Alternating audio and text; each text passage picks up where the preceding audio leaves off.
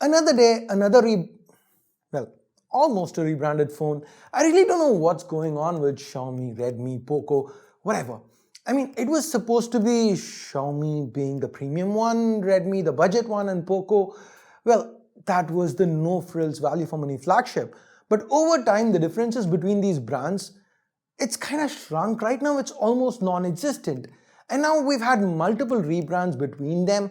We recently saw the Mi 10i, which was nothing but the Redmi Note 9 5G with Mi branding. And today the POCO M3, well, this is not entirely a rebrand, not exactly. You know what? I'm getting ahead of myself. Let's first get things out of the box and then talk about everything POCO M3. Hey guys, Ash here from C4E Tech, and if you do end up finding this video interesting, subscribe, turn on notifications by hitting that bell icon. Let's now get started. So this is the box that the POCO M3 comes in. Very understated, very minimal. I like the look of it. The selling point here is that 6000 mAh battery, which is mentioned right up top. This is the 464 variant, cool blue color. POCO also happens to offer the M3 in Power Black and POCO Yellow. The POCO Yellow really stands out. It looks really great, at least in my opinion. Anyway, let's open up the box. There's a yellow insert. They've got this complete yellow theme going for this. This holds a SIM ejector pin, the user guide, warranty booklet, and a soft case, which we've come to expect from POCO phones, and I always appreciate it. Next, we have the POCO M3, taking it out of that plastic protective cover.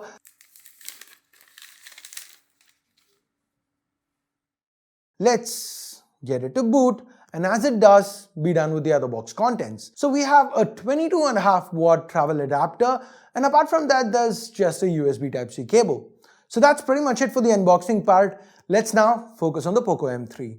This phone is very similar to the Redmi 9 Power sold in India. In fact, it is so similar that I can do this. If I were to tell the similarities between this and the Redmi Note 9 4G from China and the Redmi 9 Power, that would pretty much be the entire spec list. So instead, let me tell you guys the one difference between these three. The Redmi 9 Power comes with quad cameras. The Note 9 4G and the POCO M3, they have 3 cameras. See, that's how much we can reuse footage, given that's how much POCO's reused existing design and specs.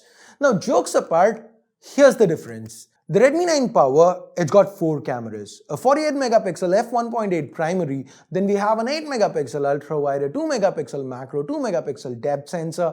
The Redmi Note 9 4G, it cuts out that macro, which, it's just a macro sensor.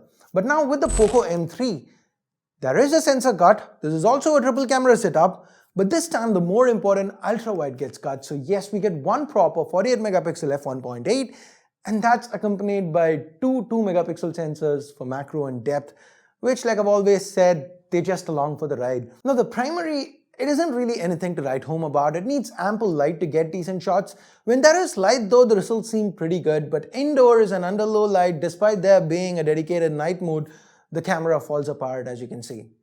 With video, you're limited to 1080p at 30 FPS, and that too without stabilization.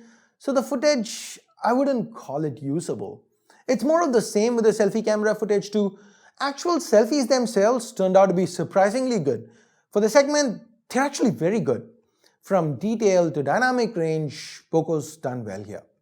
The camera software though, it's pretty slow. Now, it's not slow to shoot pictures. The shutter itself is quite responsive, but switching between modes, swiping, turning on the camera app, jumping to the gallery, it all invokes bad memories of old TouchWiz for me. Doesn't feel as smooth as a 662 Android 10 combination is expected to be. And now it's not just with the camera, the entire software experience was pretty similar. I noticed quite a few lag spikes in the limited time that I spent with this phone. Nothing horrible, but the experience, it wasn't very smooth. We've seen better performing phones in this segment, even from Redmi. For example, the Redmi Note 9 with that Helio chip, if my memory serves me right, it performed much better. Now, here we have the Qualcomm Snapdragon 662, and for those wondering, yes, the Moto implementation was also better, it felt smoother. That said, MIUI 12 is as feature-packed as ever. The fingerprint scanner is reasonably fast, face unlock is present and works well. The new control center is available, and this here is the POCO launcher with regular auto sorting of apps into categories. The UI, it's definitely usable, you just need to be willing to put up with the occasional stutter here and there. It is worth noting that my 464 variant comes with UFS 2.1 storage, while the 128GB variant, it has the newer and more importantly faster UFS 2.2 storage. So maybe performance could be, or rather should be, a tad snappier there. Now the display, it's quite nice. We've seen this before. It's a 6.53-inch panel, Full HD Plus resolution. The tech used here is IPS LCD, and the panel happens to be covered by Corning's Gorilla Glass 3. Now given the Full HD Plus resolution, the text is sharp and IPS means the colors are vibrant. There's even widewine L1 for HD videos on streaming platforms. That said, there are a couple of cons though. The brightness levels for one aren't great, and the viewing angles, in the last few years, almost every phone that I've covered, I've said something like blah blah blah colors, blah blah blah sharpness, and excellent viewing angles. I've said that not because I like saying it, but because almost every phone's display these days, the viewing angles are excellent. But POCO's changed that here with the M3. The viewing angles aren't good. There's just too much of a brightness loss as you move away from looking at this display head on. And that in 2020, 2021 feels unacceptable. At least the notch is unobtrusive and the bezels are slim. Now remember, the footprint is exactly the same as the other phones I mentioned earlier. And the button placements, they're also identical. So we get the dedicated micro SD, there's an IR blaster, the thickness, the weight, it's all identical like I said. But the back, that's different. We have some texture here and the big bold POCO logo on plastic. Yes, the black up top, that's plastic too. And I'm not really a fan of this huge logo, whether it's from Realme or POCO.